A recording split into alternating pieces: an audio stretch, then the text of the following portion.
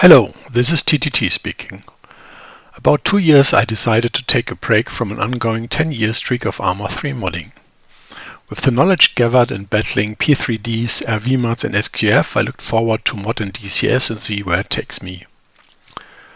I started with a hopefully easy project, taking a P4 torpedo boat 3D model and modify it so it floats and fires torpedoes and its anti-aircraft gun in DCS.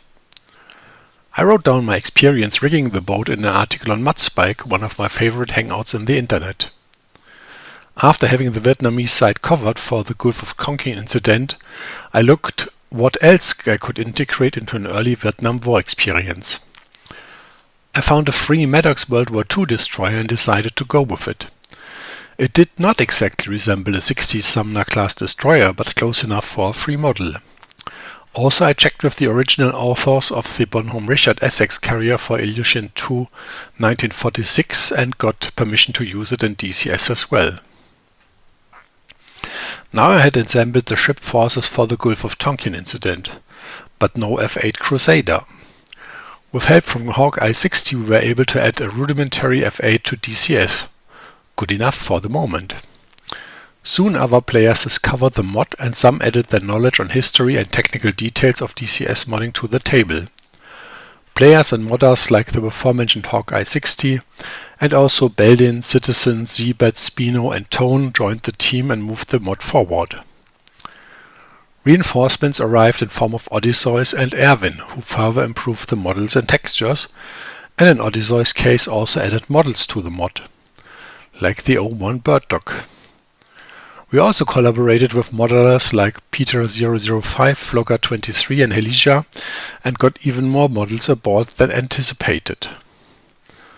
A turning point for our naval force was when James J. Jackson joined the team. With his expertise and experience in naval modeling, the destroyer fleet, the carrier fleet and the battleship took off for new shores. We are also very happy for the numerous testers that caught quite a few bugs. We are happy to have Showtime 100 on our side, who tremendously helps us with getting the mod in a releasable state. Weeks became months, months became years. The mod grew in size and complexity, and earlier in 2025 we pushed Vietnam War Vessels 200 out.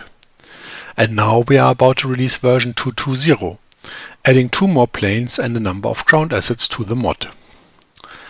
There are now 11 air assets, 16 naval assets and 12 ground assets in the mod assembled, addressing various aspects of the Vietnam War.